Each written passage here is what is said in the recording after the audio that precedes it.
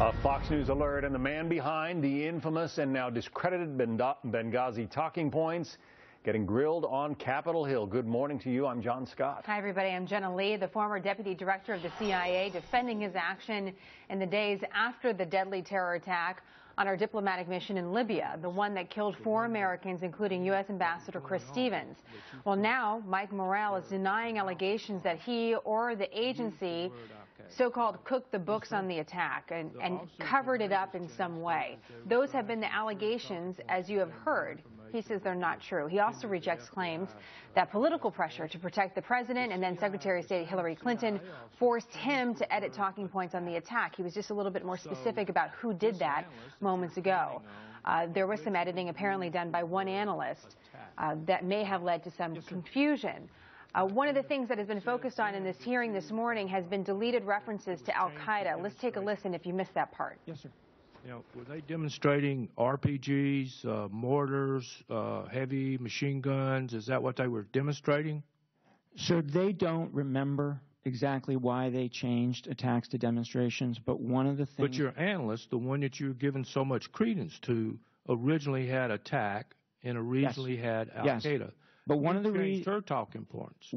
Yes, they did. Okay. One of the reasons they say they made that change is because it didn't make a lot of sense to say that attacks evolved into assault. But you're relying on this lady's analysis. Is that not correct? Yes. Okay. And it says they also used the phrase they participated in the attacks. 2, the extremists participated in violent demonstrations. Now, were these, you know, I mean, I'm having a hard time why you would want to say with 4 Americans dead, the place, you know, set on fire, that it's a demonstration rather than an attack when RPGs, heavy machine guns, mortars, and others were used. How can you call that a demonstration?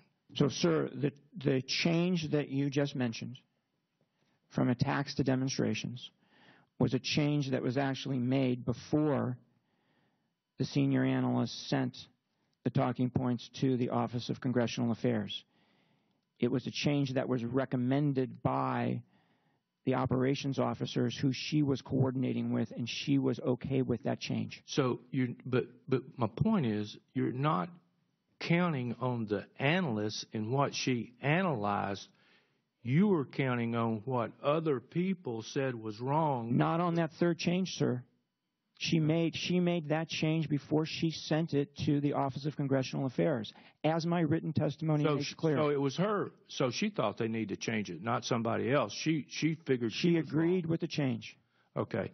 When is the first time you heard from the chief of station in Tripoli that this was a planned, coordinated attack? So the first, this is complicated. Let me walk you through this, okay? So the first indication that there was not a protest was a disseminated intelligence report from our station on that Friday.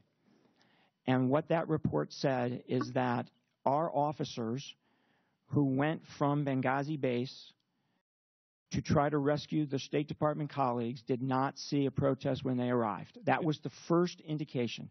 Our analysts discounted that for the reasons I explained earlier. Okay. The second time was the Saturday morning